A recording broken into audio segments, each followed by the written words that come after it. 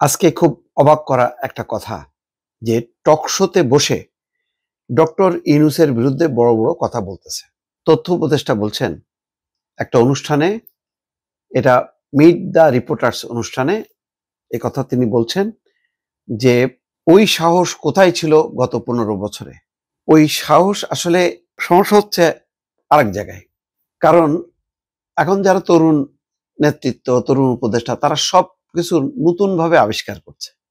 তারা 15 বছরে কার কি অবদান, কার কি সাহস, সেগুলি হয়তো মিস ইনফরমেশন আছে তার কাছে, বা উনি হয়তো জানেনই না। ওনার কি মনে আছে ব্যারিস্টার মইনুল হোসেন, তার যে চরম পরিণতি হলো কি কারণে? ওনার কি জানেন যে সম্পাদক মাহমুদুর রহমানকে কি কারণে দেশ ছাড়তে হলো? উনি কি জানেন শফিক রেহমানকে কি কারণে দেশ ছাড়তে হয়েছিল? উনি কি জানেন যে লেখক মুশতাককে কেন জীবন দিতে হয়েছিল? কেন কিশোরকে আটক করা হয়েছিল এবং খুবই নির্মম অবস্থায়? কেন কাজলকে দেশ ছেড়ে পালাতে হয়েছিল? এখনো বহু সাংবাদিক দেশ ছেড়ে তারা বিদেশে আছে, রাজনৈতিক আশ্রয় নিয়েছে। কেউ সেখানে কথা বলছে, আবার অনেকে নীরব হয়ে গেছে। যে এই নিপীড়ন নিগ্রহের শিকার হয়েছে সাংবাদিকরা, গণমাধ্যমের অনেকের চাকরি গেছে। আমি আমার কথা আর বললাম না। তো সেগুলি কি কথা বলার জন্য না, নাকি এমনি এমনি? সেই সাহস কি কেউ দেখায়নি? আর এখন প্রশ্নটা হলো যে ডক্টর মোহাম্মদ ইউনূস নিজেই বলেছেন যে আমাকেও আপনারা সমালোচনা করেন ভুল ত্রুটি নিয়ে। তো সমালোচনা হচ্ছে, এখন সহ্য হচ্ছে না কেন? এখনো তো দেখা যাচ্ছে বরং এই কথা বলার পরেও কোনো কোনো সাংবাদিকের প্রশ্নে বিব্রত হয়ে পরে সেই সাংবাদিকের চাকরি চলে যাচ্ছে।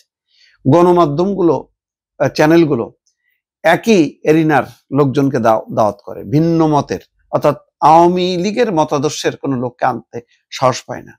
এবং তারও আবার পরিণতি আমরা দেখলাম ওই পান্নার সাংবাদিক, পান্না মঞ্জুরুল আলম পান্না এবং আব্বু আলম মোহাম্মদ শহীদ খান, তারও পরিণতি আমরা দেখছি।